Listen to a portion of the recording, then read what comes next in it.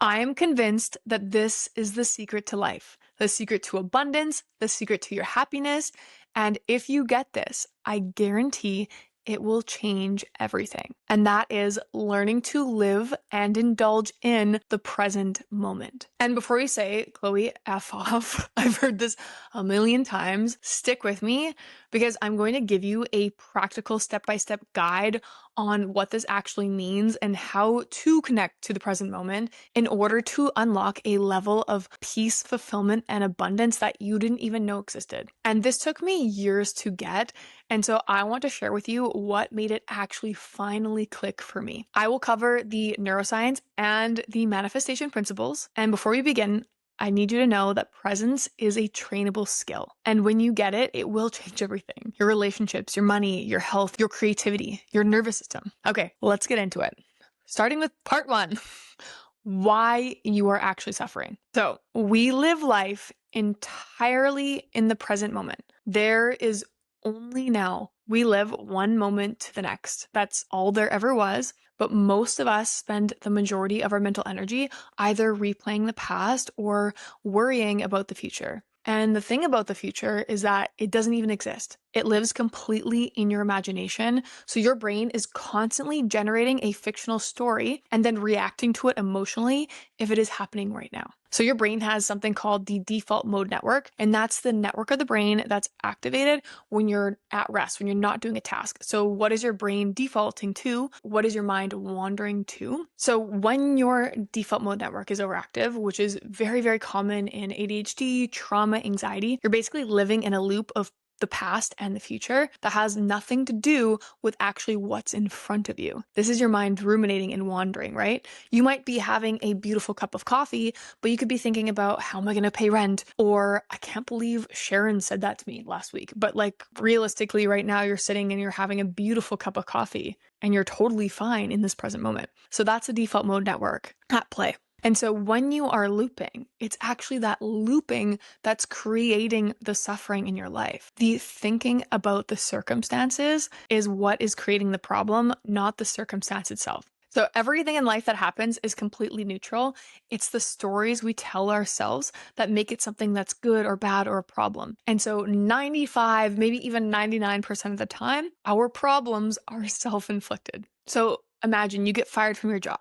That's actually a very neutral thing, right? Like in that moment, it might feel really intense, like this is a massive problem. I know so many people that have gotten fired and have gone on to create incredible companies or incredible things, or getting fired was the best thing that ever happened to them because they went on and worked for a better company and are making more money and are just a happier situation. So you don't really know until you know whether it's going to be something that's good or bad. And another example of the suffering that we create is like with emails, right? We might have to write a hard email or answer a hard email at like 3 p.m., but we'll start our day like ruminating on, oh my gosh, I have to write this email. And what if they don't like it? And what if I screw it up? And we'll spend the whole day worrying about the email. And that takes so much mental energy. So the first powerful question we're going to ask ourselves is, what would your life look like if you stopped adding a story to every moment? Can you let the email just be an email? Everything is neutral. You are the one that assigns things meaning, right? And then evolution number 2 of this question is, can we start assuming that everything in our reality is meant to expand us, right? So nothing is either good nor bad. We're the ones who give things meaning. So for part 2, I'm going to dive into what I call the 3 evolutions of presence. So number 1, we need to learn how to feel safe in the present moment. So how do we do that? We simply ask, am I safe in this present moment? Because very often when we are worrying, we're worried about a future in which we will be unsafe. But if you tune in right now to this present moment, I think it's 2:57 p.m. Okay, at 2:57 p.m., am I safe? I'm sitting in my living room. There's not a tiger chasing me. I have a roof over my head. And even though I might be worried about some expense in the future, currently right now, 2:58 p.m., I have enough money. Okay, so I'm safe. My nervous system can relax. It doesn't need to be activated right now. It doesn't need to prepare for a fight or flight or flee scenario. And then we look at our past for a second and we go, okay, given that I'm safe right now, I have survived everything to date. I have solved 100% of my problems. So that should allow me the confidence and the safety to know that I will solve every single one of my problems in the future. So that is the beginning of this evolution of learning to be present, is just to find safety in the present moment and safety within yourself. So when I catch myself spiraling, especially I have ADHD, so I'm constantly thinking, I just come back to this. In this moment, I'm okay. Like, I'm actually totally fine. I am worrying about a future outcome that, like, statistically speaking, could go really well or could not, right? I'm just making up a scenario about the future. And so if I can find safety in the present moment, I basically free myself from the outside world because my safety now exists inside of me. And that is so powerful, because if you can find safety within yourself, then nothing holds power over you. Okay, so that's evolution number one. Evolution number two is, once we feel safe in the present moment, is sensory living, or some people even call this the unspeakable world. And this is where my life like truly, truly started to change, is actually learning how to stop thinking and start feeling. And so really connecting to sensation in the present moment has taught me how to ground into the present moment. And there's science to back this up, that your thinking and your feeling will compete for neural resources. So when you drop into physical sensation, when you feel what you're feeling and you try to hear or smell, that default mode network that we talked about, it settles down. So you move from thinking about your life to just actually experiencing it. Some people call it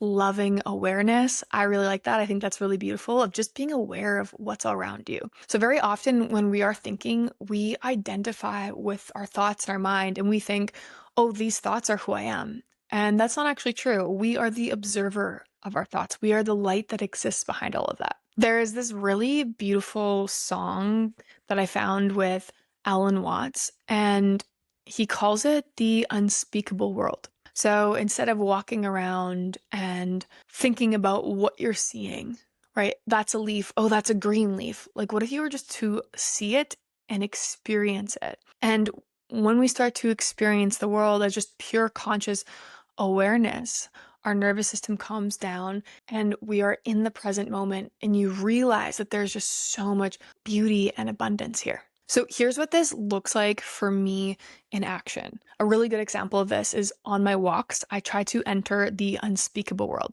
So I'll put my phone away, no music, no headphones. I just experience my walk. I feel the sun on my face, the wind blowing through my hair. I like to touch the trees and take my time and really switch from thinking into feeling.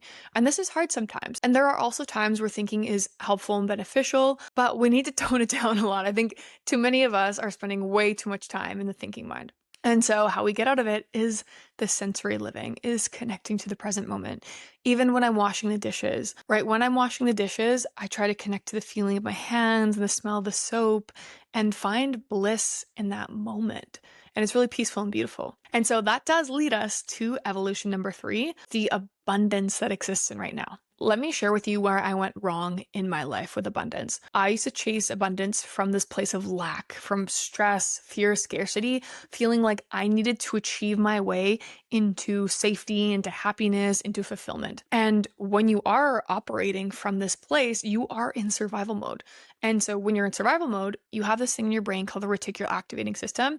And it's literally just going to look for other ways in which you are unsafe. And the thing is like, no amount of achievement from the external world will make you feel safe on the inside. Trust me, I have grown like 100,000 followers in 1 year, and it did not make me feel any more worthy or any more safe. And that also increased my income too, until I started doing this work. And then it clicked. And so bringing us back to what I was saying before is, a lot of these abundance teachings teach you to act as if you already have what you want. And I do think that there is definitely benefit in that, but very often we feel a lot of resistance when we're thinking about the things that we want in our life. For example, money. Money is something we feel so much resistance. And somebody in the abundance space would be like, oh, just feel like a millionaire. And you're like, I'm in an extreme amount of debt. I don't feel like a millionaire.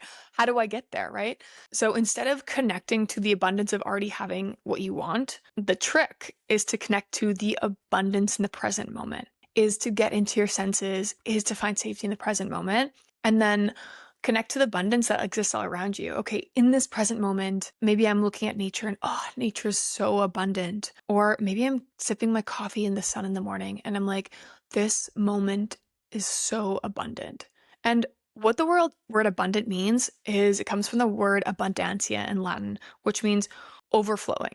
And I also think abundance is just the ability to do what you want when you want. And that can come in many shapes or form. But in this moment, when you actually connect to the present moment, 99% of the time in that present moment, right? This is not for when you are in an active live emergency, right? We're not talking about that. We're talking about the self-inflicted suffering. When we're in an emergency state, that's a whole different thing. But 99% of the time, we are not in an emergency. And so when we connect to the present moment, can we just feel how abundant it is? How abundant the sun is? How abundant I feel when I drink my coffee? And then in this present moment, there's less resistance, right? Like it's hard to doubt the abundance of the sun or the birds chirping. It's really easy to feel resistance when you're manifesting a car or manifesting millions of dollars, and trying to connect that feeling of already having it when you're in lack is really difficult. And so this is a great way to bypass that and to feel abundant with something that you have no resistance towards. And then that leads us to the ultimate place of actual freedom and detachment, because when you are able to find that safety and abundance within yourself, you actually no longer even need the thing. The reason we want things, the reason we want money, the reason we want a car, or it's often because we just want to generate a feeling within us. And so if we can find that feeling within us of abundance, of worthiness, of wholeness in the present moment, then we no longer need that thing that exists outside of us. And that is the ultimate place of power, and that makes you so deeply magnetic. And I'm not saying it's not good to want things.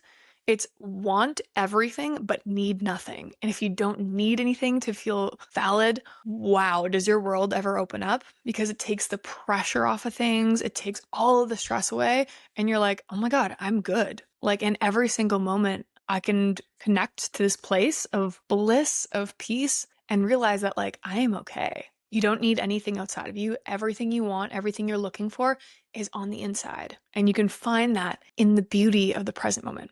Okay, let's move on to part number 3, when life gets hard. Because I'm not going to pretend that you can just float around in bliss all day. Really wish we could. But real life does exist. Emails exist. Taxes exist. Hard conversations exist.